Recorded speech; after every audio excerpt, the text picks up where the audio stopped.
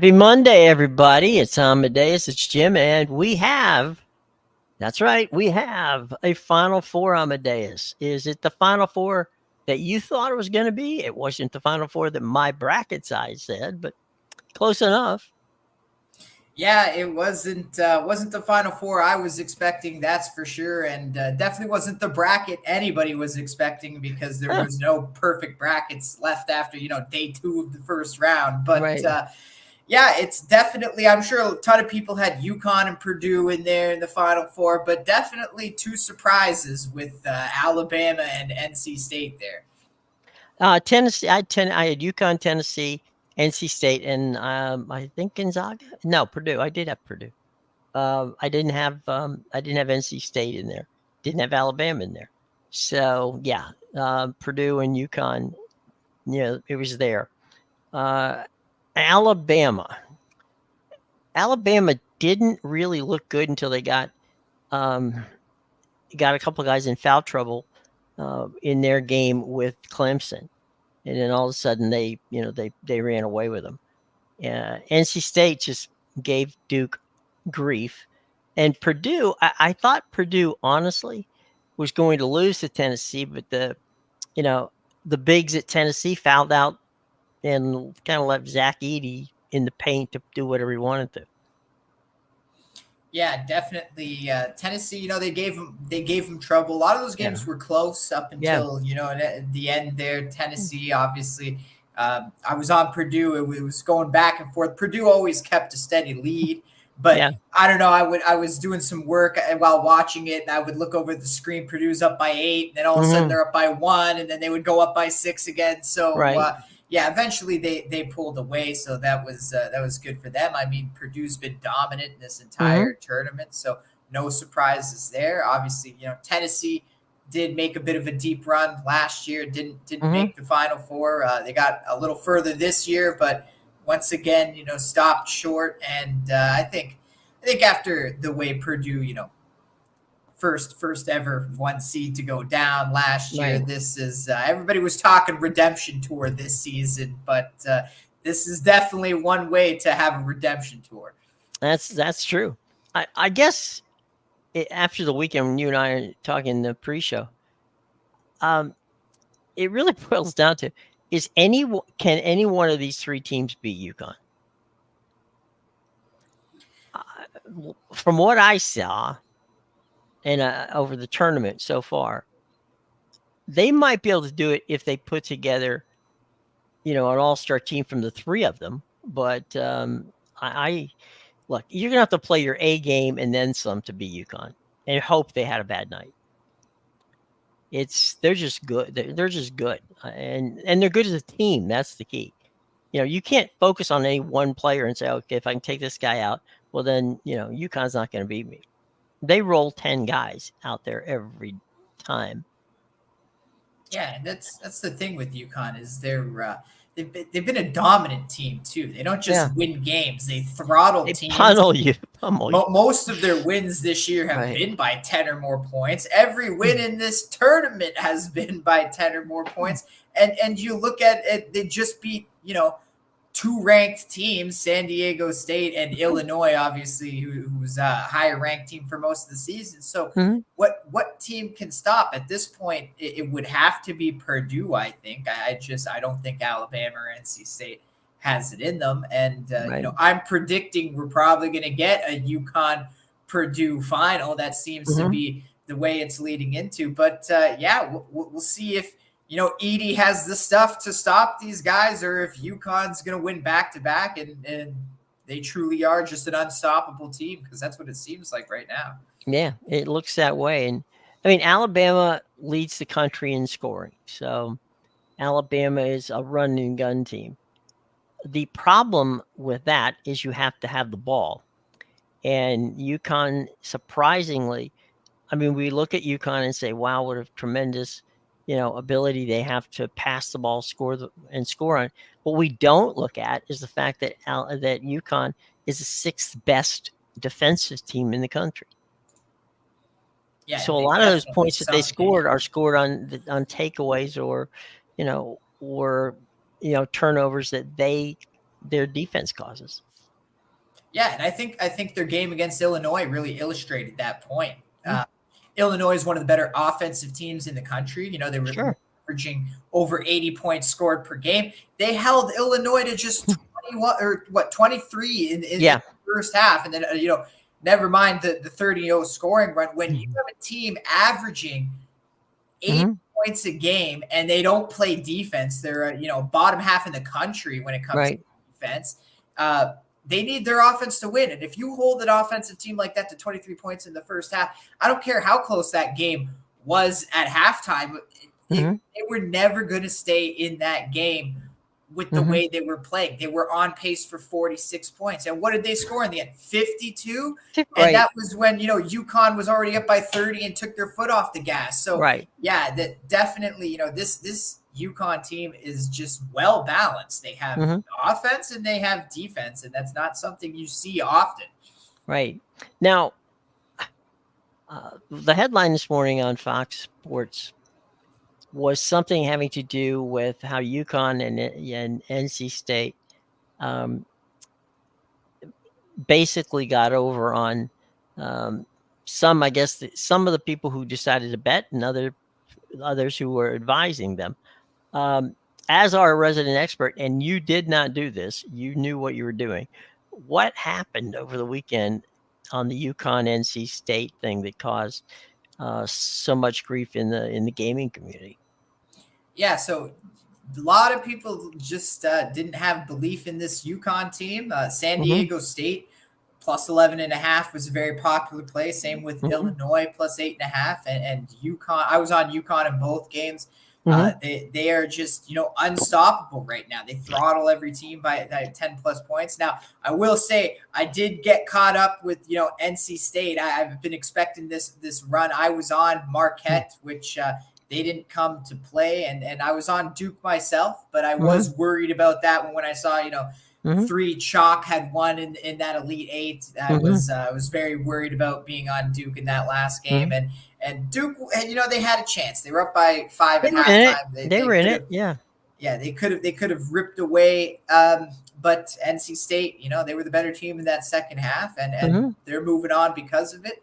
So it'll be interesting because NC State, they're another huge 9.5 dog against Purdue.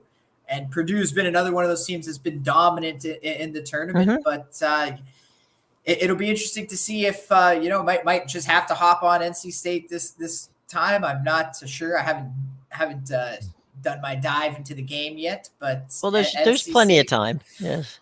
Yeah, but they're hot right now, right? That's the thing. You don't want to fade these hot teams in March. They won those 5 straight games. They've had the rest now, so they're just playing with momentum at this point. It'll be interesting. Obviously, Edie's a whole other animal to play against, but we'll see. We'll see what this NC State team can do. Well, the last NC State team to make it to the Final Four was coached by Jim Valvano. So it's been a minute since they've been there. Alabama's never been there. So, and UConn's the defending champions. Purdue, Purdue's a team that has, played on these big stages before. Not a national championship stage, but the big stage.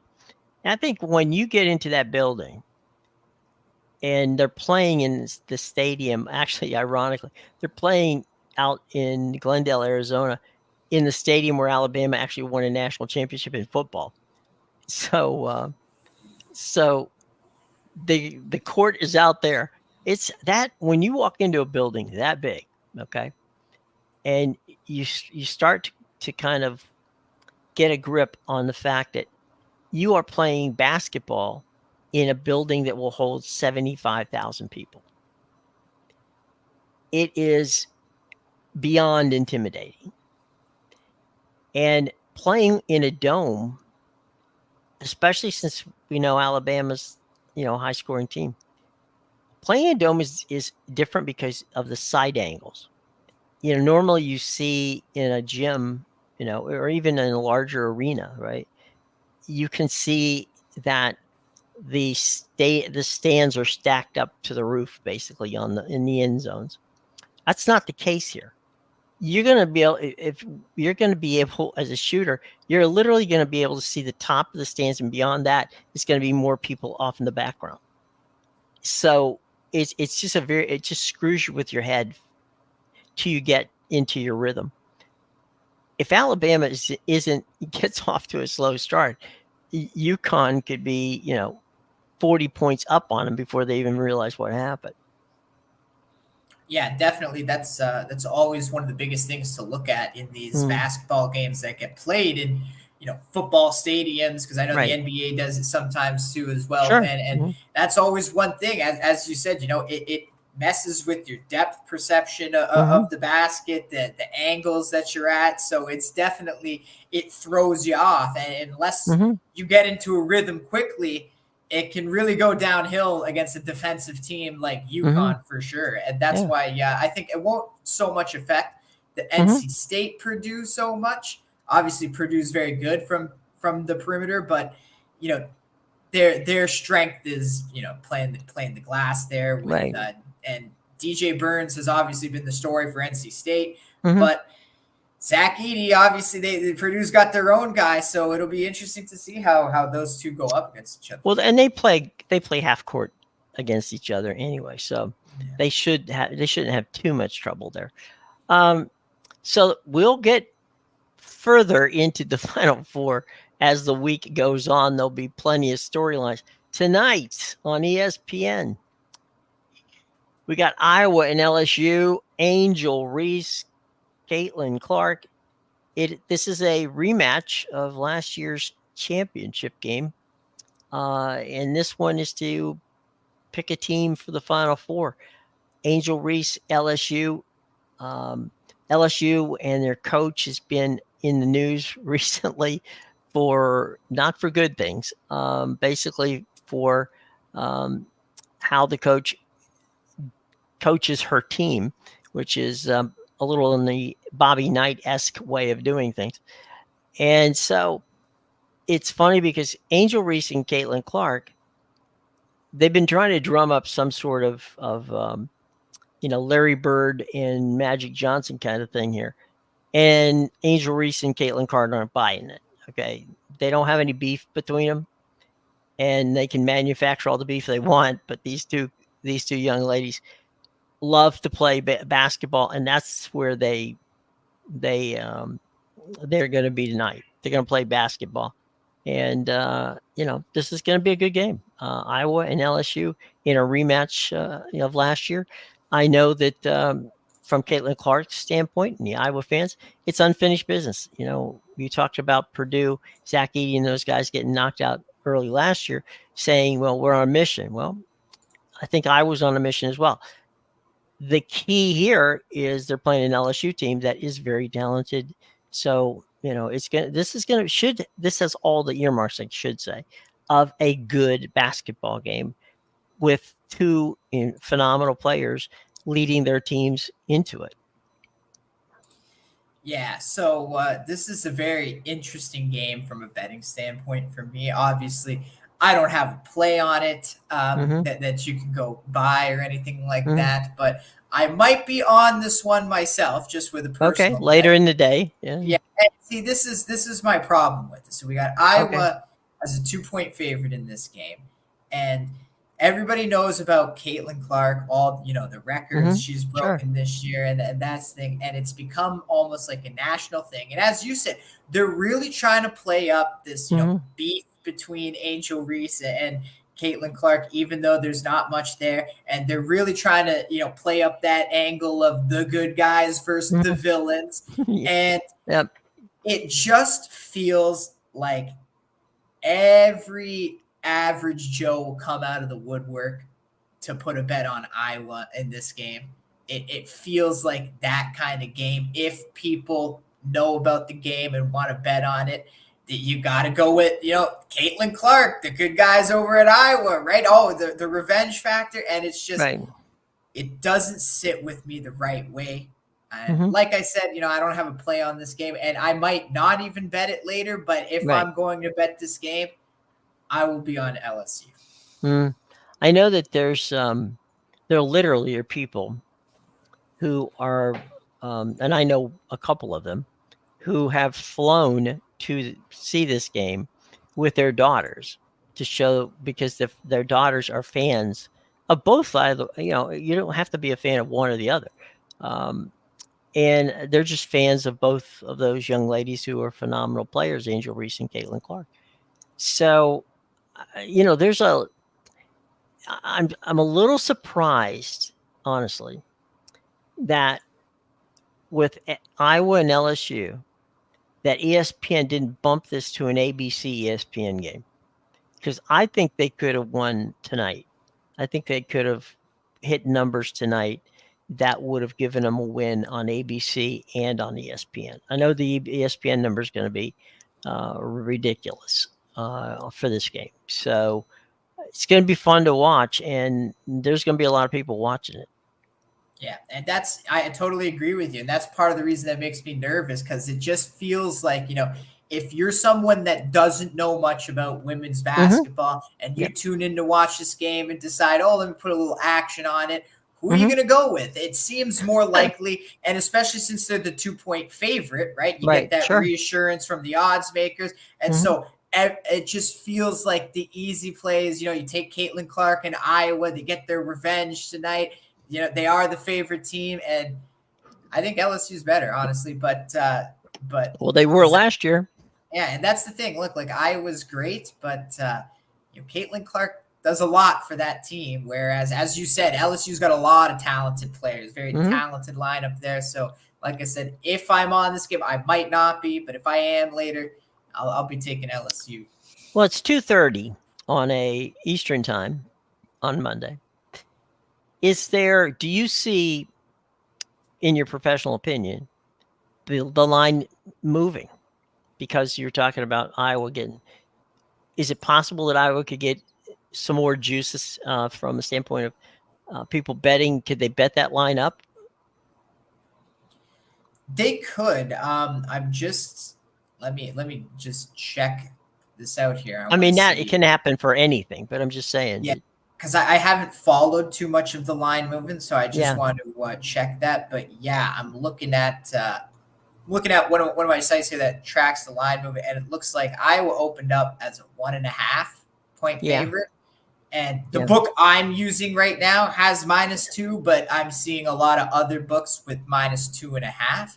So yeah, very, very well. This could be they could be a -2.5-point favorite, and then if that's the case, then I will definitely be on LSU. Yeah. All right. So that's tonight on ESPN, Iowa LSU. If you have not watched college basketball on the ladies' side, this one would be a good one to start your abilities of following college basketball on the women's side. This would be a nice one to start with. I would also recommend taking a shot at and seeing Juju Walker play for USC. She's worth the price of admission as well. So check those out. I will say, Jim, I don't bet on women's sports often, but you remember I had Florida State in the women's soccer national championship. Obviously, soccer's more of my niche sport. But if I'm coming out of the woodwork to bet on a women's basketball game tonight, I'm taking LSU. It's because you know something. You have a feeling. So, all right. That takes care of our college for right now. Let's it was a good weekend, frankly, in Major League Baseball. And let's take a quick look at the top 10 power rankings. Braves are number 1, Dodgers number 2, Yankees 3, Orioles 4, Rangers 5, D-backs 6, Jays 7, Rays 8, Phillies 9, Twinkies are 10. I don't think anybody, this is the first weekend of Major League Baseball season, I don't think anybody's too, you may want to move some of those teams around, 1 to 2 to 10. But, thanks, Captain Obvious, for giving us the 10 best teams in baseball. Right. When going into the season, because that's basically what they did. Oh, you know what, Jim, though? It's funny. Crazy how the Rangers are there at 5 all of a sudden, and the Astros, who were favored to win the American League coming into the season, also they're not even a top 10 team in the MLB. Almost like, two guys on this show have been saying, why are we disrespecting the World Series champions here? I don't know. Well, the Rangers, ironically, who were 11-0 in the postseason last year, played their first road games starting tonight. They're in the Trop to play Tampa Bay. So the Rangers come to St. Petersburg for a series against the Tampa Bay Rays. So we'll I don't know why people were making such a big deal out of, well, they're 11-0. It's like, yeah, they're gonna. What do you think? They're gonna go, 81-0 in games outside of Arlington the rest of the season. I mean, come on. That was then. This is now. They're on the road. They're going to play the Rays. Could they win? Of course they could win. But I don't think. It wouldn't surprise me if they don't go 81-0 on the road this year. Yeah. With a little surprised, the Blue Jays made number 7 on that list, just because I don't understand people's fascination with this Blue Jays team. As somebody that lives in the area, in the shadow of the dome, I just I see it every year. They get so hyped up to be this playoff team, and every year they struggle to make the wild card. And even now, so we got them at 7th in the power rankings. Why? They won 2 games like 9-2, 8-2, and then they got smacked by the same score in the other 2. Like, right. It literally, this is the same team as it was last year. If we're just taking a 4-game sample size, which obviously you can't tell anything on, but if we're just taking, the first 4-game sample size of this season, this is the same team as last year. Sometimes the offense is on and you're not beating them. Other times the pitching's terrible and the offense doesn't show up. This is exactly the team I thought they were going to be anyway. Yeah. And I don't understand the fascination with the Blue Jays, because they're not that good. I think honestly it's flair. You've got some really entertaining players on the Blue Jays, and so people kind of look at it and go, that's cool. I mean, they can flip the bat really nice, and they can play in the outfield really cool. All right. I mean, at the end of the day, they're either not going to be here or they're going to be here. I wouldn't exactly put that much faith. As I said, you can move these numbers around anywhere you want to after the first weekend of the season. That being said, I think the Dodgers and Yankees, Orioles, I mean, the Rays and the Jays split, so I don't know what you're looking at there. The Phillies didn't look good at all against the Braves, so, and I guess the Twins exactly. I think the Twins got in there because they wanted to put a team from the Central somewhere near it, because I don't know what the Twins did to, overwhelm people over the weekend. Look at this. We got 4 AL East teams, Jim. Right. It's the Orioles, the Blue Jays, and the Rays. Like, they basically just the Red Sox are the only ones not in there. Yeah, we got like, we took the whole division there. We're like, oh, throw in the Twins, and then obviously, Braves, Dodgers, Phillies, Diamondbacks, I guess, and Rangers they threw in there as well. But you got the 2 teams in the World Series. This is what I see here: 2 teams in the World Series, 1 whole division, and then the 2 best teams in the Twins. I want to know where the Pirates are. They did what I said they were going to do. They went down to Miami. You were on the and they willed out, but they're in Washington. And now's today the time to bet them, right? Yeah, I mean, they got they're in DC to open the season with it's the home opener for the Nationals. So we'll see how that works out. Yeah, well, now's the time to get them, right? Because like I said, they'll be the first team in the MLB to win 40 games this season, and then the team will be gone by the trade deadline. Yeah, the starting lineup will be, 3 guys named Mo that no one knows. I decided to take a look just because we chatted about it, and the Oakland A's opened at home for the season. You know, the season better known as the Titanic year in Oakland, and the A's had an opening series with 13,000 for the opener. Now we'll get back to that in a second. Saturday they had 4,000. Sunday they had 6,000. Okay. Here's the hooker on the 13,000 for opening day. 13,000 people bought tickets for opening day, and then they staged a protest outside the stadium.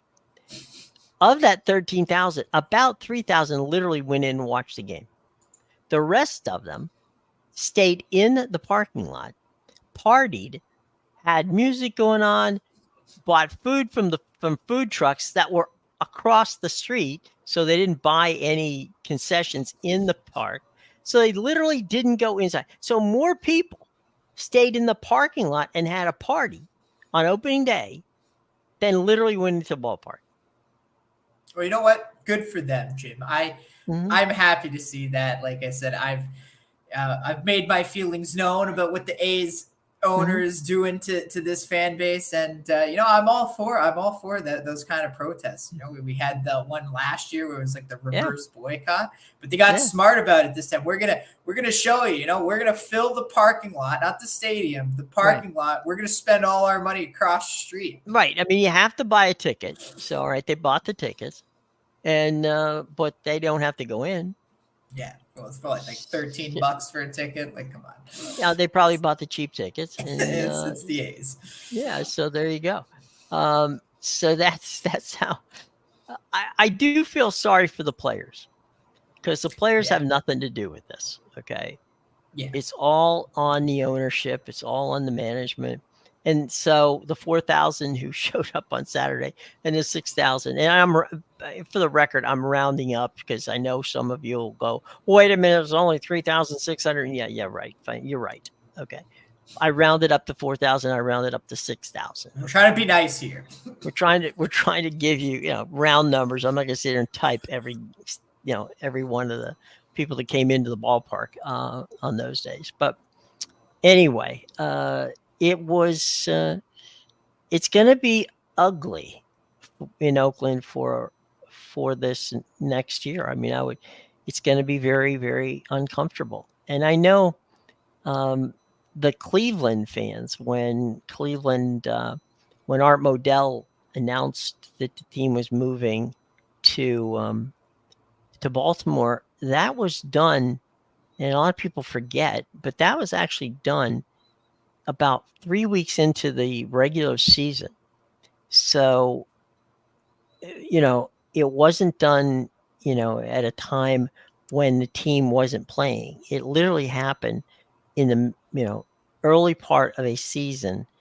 And then the coach, who at the time was Bill Belichick, and his defensive coordinator was Nick Saban, had a team that could very well have been certainly a contender for the playoffs. But the fans came in, and I mean, the fans were just, brutal, not at the players, but at Modell, who, by the way, could never and never did go back to Cleveland.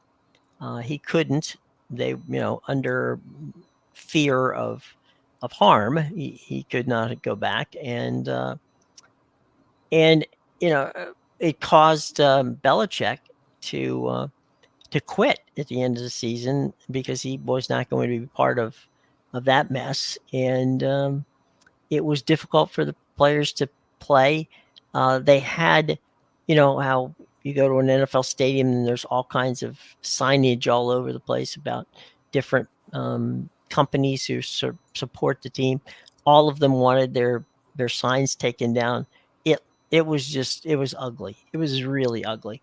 And so it's not going to get better in Oakland as the season goes on. And it's a shame for the team, because the team has nothing to do with it. I'm talking about the players. But, you have to extract your pain somehow. And I'm sure that the fans of Oakland are saying, okay. Because what they do is, I've seen some people saying, well, they could go back to Oakland. Well, the answer to that question is no, they can't. They signed a binding agreement with the city of Las Vegas. If the city of Las Vegas would give them, terminate the contract, well, then that'd be fine. Oakland could do whatever we want to, but I think the ship has sailed in Oakland. I do not think that the present ownership of the Oakland A's has a prayer of, even if they wanted to, of doing something back in Oakland again. I don't think that's going to happen. Yeah, definitely. I'm team sell the team. That's where I am. It might be too late for that. Because if you have that, if you bought the team, you still have a binding agreement with Las Vegas. So you would have to figure out some way. And I don't know that, to be honest, that that Vegas wants them so badly that they wouldn't let them out of that agreement if there was something in Oakland that they could get to. Because right now they haven't figured out how to pay for the stadium that they want to build, and a lot of people are very skeptical that it's a wise investment for the city. And you and I know a lot of people out there, and I haven't come up to one of them yet who thinks that's a good idea. Yeah, definitely. Yeah, even I think. And these are sports fans. Yeah. Yeah, and I think even the mayor kind of alluded to it before she walked back to statements. But yeah, like it's a general, from what I see online, people that live in Vegas, a lot of like fans are like, if you're gonna give us an MLB team, give us an expansion team. We don't want the A's. Like, it's not even a matter of not wanting a baseball team. They don't want the A's specifically. Like, does Fisher not realize nobody wants your garbage mess that you've created? Sell the team, you burn all the contracts in Vegas, and let the new owner fix the mess that you've gotten this franchise into, because that's what it is. And I'm totally with you. When we sit here and I like to trash the A's a lot, but it's nothing to do with the players or anything like that. It's solely on the owner and the situation he's gotten into. Like, I totally agree. Look, the A's are a bad team because they have all these young players on it. It's not their fault. No. Like, normally when you come up to the MLB, you have a clubhouse of veterans to help you out too. These are just like, this is just a bunch of kids in the room trying to find their way in the MLB. Like, that's not fair to them. That's not a good situation for them to be in. They don't have a lot of veteran experience or people to talk to and lean on. So the owner's doing the players a disservice. He's doing the fan base a disservice. And at some point, you just got to take a look in the mirror and say, how stupid am I? Where I'm just willing to keep this team and take all this bad PR constantly, and then nobody even wants my team. Well, and it's also unfair to the coaches and the managers. Yeah, of course, because they've got to come up every day, put a lineup up there that's competitive, and they got to deal with the media too. Oh yeah, the owner's not going to talk to anybody. Yeah, the owner didn't talk to anybody when they owned them. When there was nowhere else they're going. Yeah. Even whenever they were, battling with Oakland to have some sort of deal done, he wasn't open to talking to the press about it. So, and honestly, most owners are like that. Whenever something's bad going on, it's like they go into witness relocation. Yeah. Literally, it's like you can't find them for the next 4 weeks. They took the yacht down to South America, right? Talk to the manager. Well, it's kind of like, Dan Snyder and some of these guys who, have been controversial owners. They don't want to talk, and they're there every week. You see them on the field, but, you say, hey, Mr. Snyder, go right past him. How you doing? Fine. Don't engage in conversation because he's not gonna. He'll walk the other way, or more to the point, he might have one of his security people decide this is a good time for you to be escorted out of the area. So, owners don't have any obligation in their minds to deal with the fans unless they need something. And, I just don't see how this is going to end well. if I'm a mayor, right, and I look at the Oakland Athletics, and I look at this owner, and I see what the people in Oakland went through, how he treated the fans, how he bailed on a couple of deals that were offered to him. Why do I want to get in business with this guy? I mean, this is public money that I'm giving to him. I'm subsidizing his team. I'm investing in his team, which is more than he's doing, by the way. So why am I getting into business with this guy? Doesn't make sense. Yeah. It makes no sense. That's the thing. Well, we had a situation here in Washington recently where Ted Leonsis was trying to put together a deal with the state of Virginia to build a $2 billion, hockey, basketball arena and entertainment area in Arlington, Virginia, which, for those who don't know, I mean, it's Northern Virginia. It's basically across the river from Washington, D.C. It's not a long way from D.C. to Arlington. It's actually where Reagan National Airport is. And so that was shot down. The mayor of Washington didn't want to lose them in downtown. Leonsis didn't want to leave, but he was concerned about the crime. He was concerned about, how can we build this stuff around here all of a sudden? So the mayor found a way.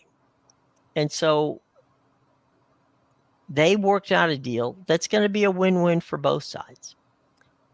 And if you've got someone who is committed to the community and to putting a winning team on the court or on the ice, you can make it work. But if you have somebody who's just hell-bent on making money for themselves and they don't give a damn about the fan base, they don't give a damn about, the city they're in, then you're never going to make it work. Even if you built something out there, nobody's going to say it's going to work. Yeah, definitely. Great example there. I did see that Washington stuff, and that's good that I saw they worked it out. That's mm-hmm. what you want, right? And as you said, you're not going to get that with Fisher, and especially if you decide to do business with them, and then you actually need something from the guy, like right. Good luck, right? Yeah. He's not in the interest of helping the team or the city. He's in the interest of helping his pockets. So yeah, I mean, it was the thing. Leonsis is concerned. If you're an owner, right? Crime has been a problem in the city. Not gonna lie, right? If you bring this year, this is the month of April. Okay, the month of April.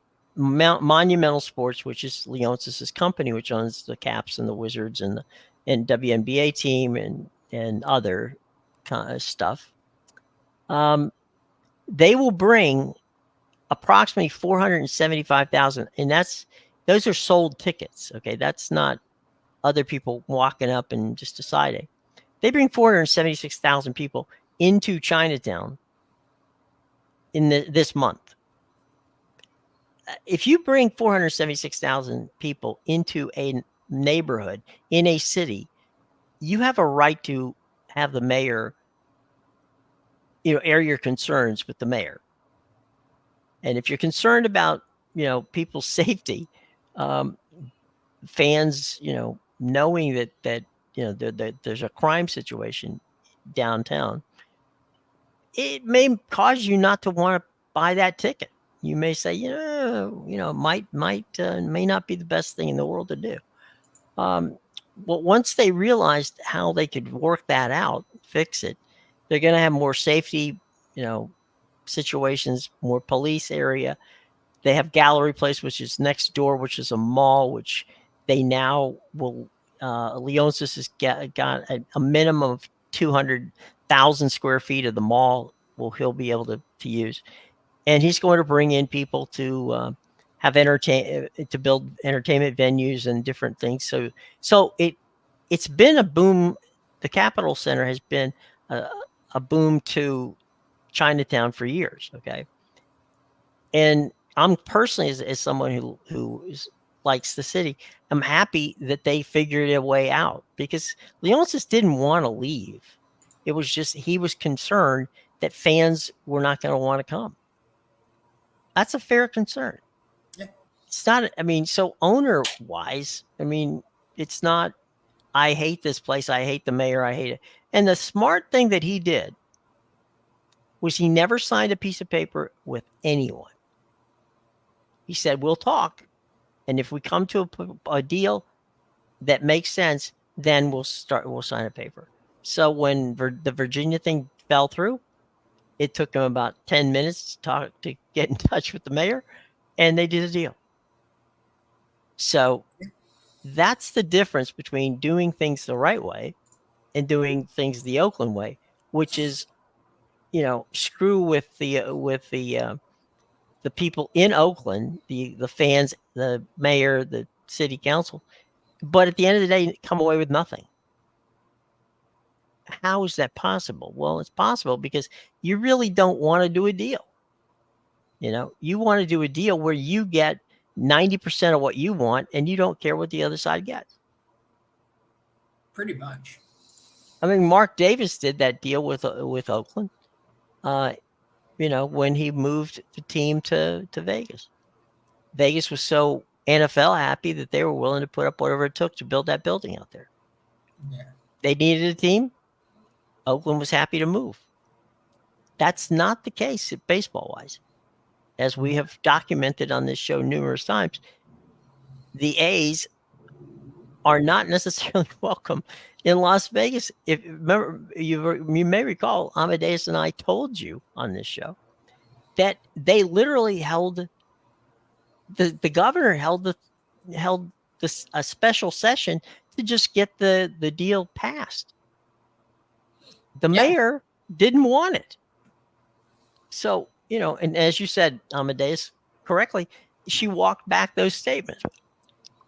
Yeah, but that's the thing, right? And the other thing you got to think of, right? You bring this team in, you've pissed off the fan base. They're not supporting it anymore. Right. And now you already have, a city that's not interested in the team. So where's your fan base coming from? Who's filling the stadium?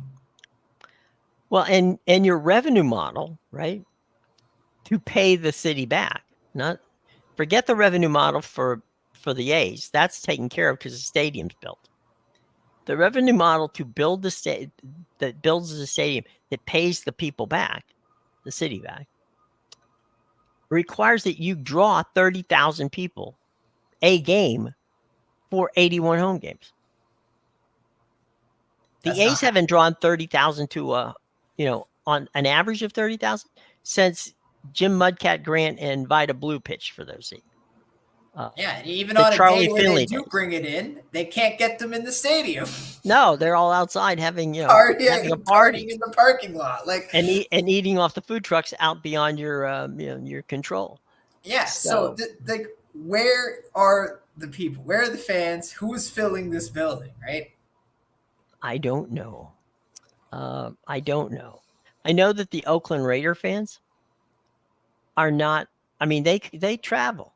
There's people who come up from LA. There's people who come down from Northern California. So it's not. I mean, it's not like in Amadeus. The people out there as well as I do. That's only 8 games, right? They have to worry about. Unless they luck into a playoff spot sometime.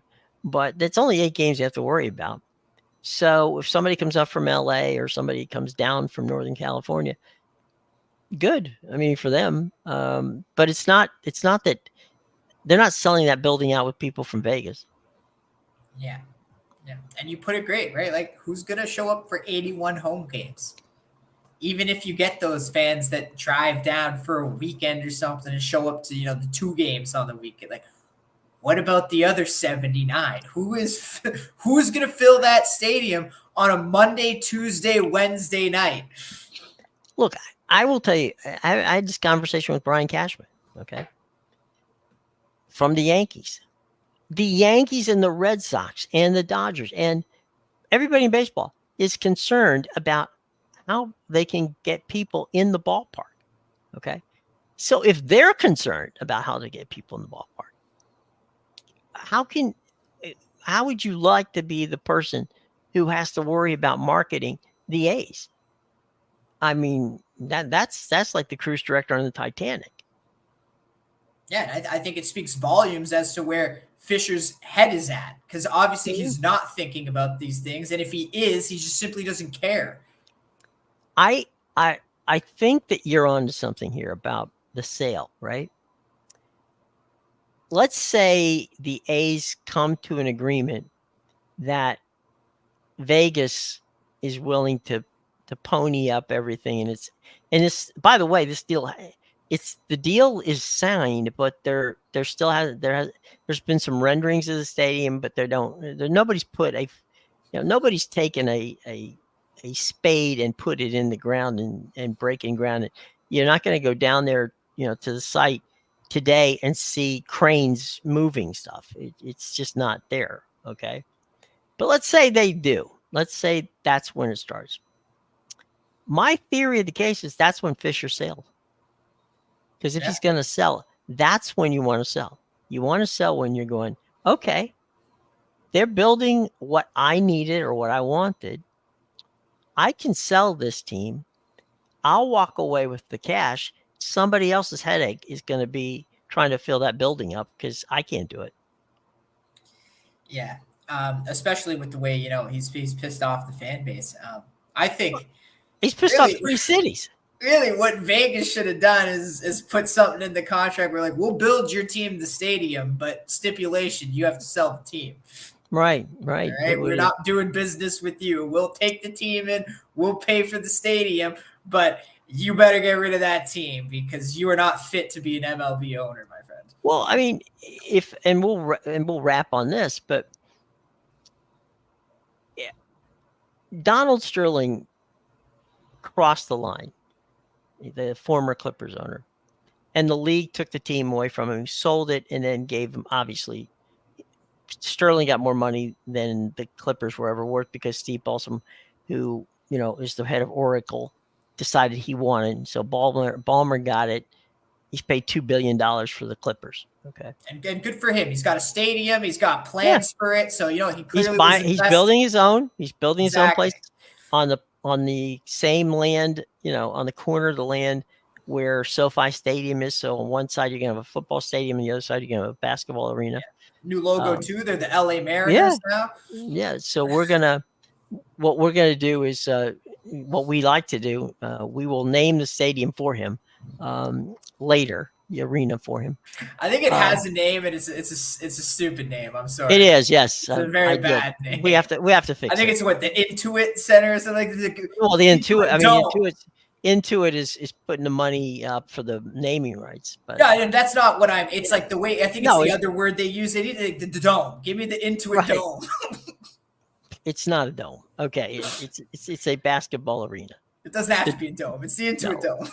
Yeah. Jeez. Anyway, we'll fix that for you, because that's what we do. And but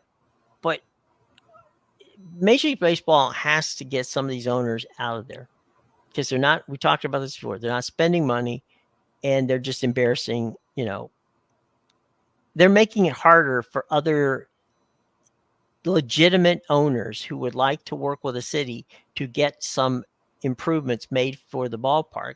They're making it harder for them to make that work. And I wouldn't, if I was a Major League Baseball owner, I would not want him involved. And there's 3 or 4 others I would not want involved. And I would say, look, unless you do X, Y, and Z, we're going to make you sell the team. Yeah, there's got to be a way, right? Like, as you said, the NBA forced Sterling out. The NFL has a way, they eventually voted Snyder out. It took a while, but they got it. It took a while, but you know what I mean? There was a means to get there. They say they did the same thing with the Panthers owner too, right? So Jerry Richardson, like there's a way. In MLB, it seems like there's not a way. And we saw it kind of with the Mets too. Like, they really didn't want to let go of that franchise, but Steve Cohen's the right guy for it. He invested the money, right? You could talk whatever you want about how the team is still bad, but the fact of the matter is he tried. He invested the money, the time. It didn't work out. We'll see what happens this season, right? But it's only 4 games in. But it's hard. I mean, you have a learning curve, right? Yeah, but that's the kind of owner you want. That's it, right? Exactly. And your point is right. 2 things. Cohen is a fan. Okay, that's an important thing. 2, he lives there. Okay, it's not that Fred Wilbon wasn't a fan. It wasn't that Fred Wilbon does. Fred Wilbon is of an age, okay, where he's been. He owned the team when they won the World Series in the 1980s. Okay, you need new blood in there, and that's what, as you said, 100% agree. That Steve Cohen was your guy. He had the energy. He wanted he was going to spend the money. He wanted to outdo the Yankees, which is what you want if you're the Mets owner, a Mets fan. You want to say you want an owner who wants to do one thing first and foremost, and that's beat the Yankees. From a standpoint of doing everything you can to make the Yankees a better team. I'm sorry, the Mets a better team than the Yankees. So good on Steve for that. Okay. And he's going to make mistakes. New owners make mistakes, which is okay, because those are errors of enthusiasm and not errors of ignorance. And so, yeah, I think that that's going to be great for him. I think that the new ownership group in DC that have taken over the Commanders are a good group of people. And so, yeah, you're absolutely right. Football, Major League Football, NFL football, Major League Baseball, and the NBA all have different ways of doing things.